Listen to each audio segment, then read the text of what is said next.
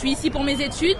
Et ce qui se passe actuellement, c'est normalement, nous, ma génération à moi, on s'estime être beaucoup chanceux parce qu'on n'a pas connu la période des événements.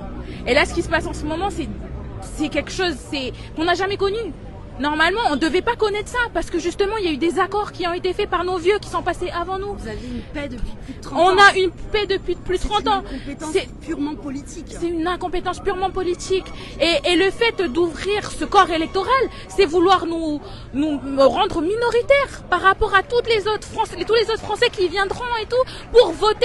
Mais si on a fait le choix de geler ce corps électoral pour nos provinciales, c'est pour une bonne raison, c'est pour maintenir cette paix civile.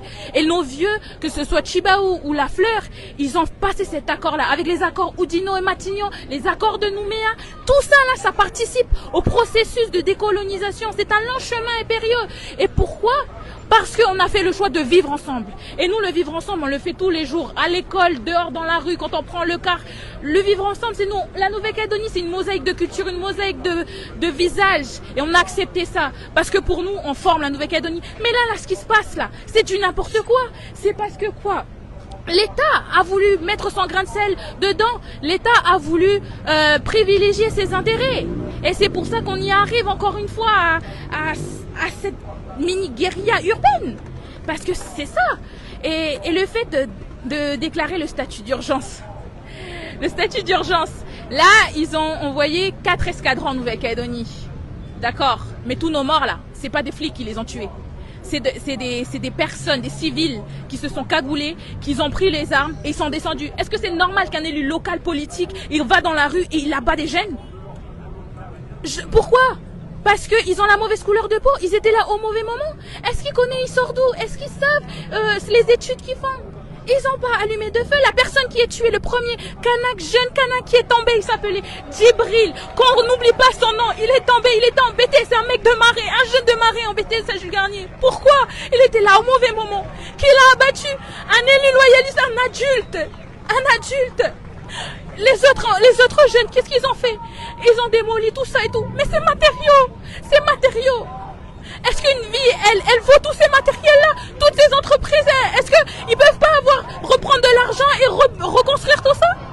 Est-ce qu'on peut reconstruire une vie ? On peut redonner une vie ? On va dire quoi aux mamans ? On va dire quoi aux papas ? Vous savez, chez nous, les cérémonies et la communauté, elle est importante. Le devoir de la famille, elle est importante. Et encore une fois, comme le dernier référendum, l'État, il n'a pas voulu donner le temps au temps. Le temps au temps, ça ne veut pas dire qu'on va attendre 10 ans. Ça veut dire qu'on attend, on prend le temps pour faire nos deuils. Parce qu'en Nouvelle-Calédonie, que ce soit en Océanie, on a nos cérémonies de mariage, cérémonies de deuil, cérémonies de naissance. On a tout ça. Et le respect de la culture kanak, c'est respecter sa culture. On est chez nous. Il faut qu'ils prennent en compte que nous on existe et qu'on veut cette reconnaissance. Pourquoi il y a eu ces accords-là ? Pourquoi il y a eu ce parcours qui a été fait ? Pourquoi on demande l'indépendance ? C'est pour une reconnaissance de nos droits. Pour l'indépendance, c'est psychologique avant tout. C'est psychologique avant tout parce qu'il y a trop eu de sang versé. Il y a trop eu de communautés qui ont perdu des membres de la famille, des clans. Il s'appartient à des clans, ils ne sortent pas de bois ou de terre. Hein. Nous, chez nous, on a des valeurs. On a des valeurs et des coutumes. Et le fait que quelqu'un tombe, c'est tout le clan qui tombe. Tout le clan, c'est toute la famille. Le jeune est tombé, on donne pas nos condoléances à sa famille uniquement. On donne nos condoléances à sa famille, son clan et son district. Et c'est ça qu'ils essayent de nous enlever. Les Blancs, quand ils ont pris leurs fusils là, ils avaient des fusils et ils sont rentrés dans le tas. Et encore une fois, quand nous, on était sur nos terres et que les premiers colons, ils sont arrivés, comment ils nous ont maintenus dans des réserves? Comment ils nous ont mis sur les côtés avec des fusils? Et nous, on était simplement avec nos cailloux, encore une fois. Est-ce que c'est normal de descendre dans les rues et de tirer dans le tas sans savoir qui est, sans connaître l'identité de la personne? On a l'impression c'est une chasse ouverte dans la forêt, on est en train de tirer sur des cochons sauvages. Mais on est où là?